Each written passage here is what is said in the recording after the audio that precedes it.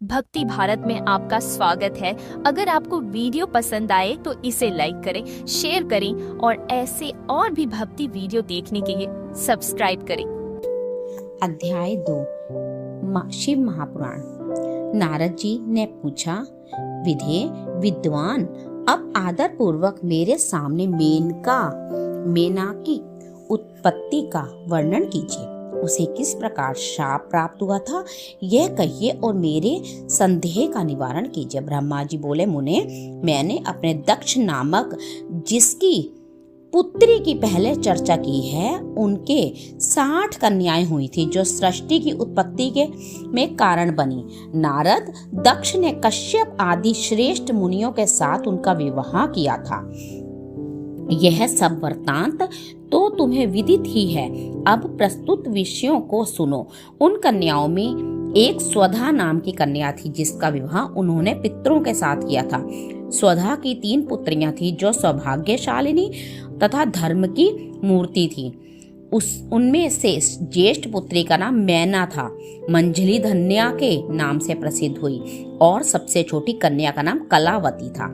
ये सारी कन्याएं पितरों की मानसी पुत्रियां थी, उनके मन से प्रकट हुई थी। इनका जन्म किसी माता के गर्भ से नहीं हुआ था, अतएव ये अयोनिजा थी। केवल लोक व्यवहार से स्वधा की पुत्री मानी जाती थी। इनके सुंदर नामों का कीर्तन करके मनुष्य संपूर्ण अभीष्ट को प्राप्त कर लेता है। ये सदा संपूर्ण जगत की वंदनीय लोक माताएं हैं और उत्तम अभ्युदय से सुशोभित रहती हैं। सबकी सब परम योगिनी, ज्ञान निधि तथा तीनों लोकों में सर्वत्र जा सकने वाली है। मुनीश्वर, एक समय वे तीनों बहिनें भगवान विष्णु के निवास स्थान श्वेत द्वीप में उनका दर्शन करने के लिए गईं। भगवान विष्णु को प्रणाम और भक्ति पूर्वक उनकी स्तुति करके वे उन्हीं की आज्ञा से वहां ठहर गईं।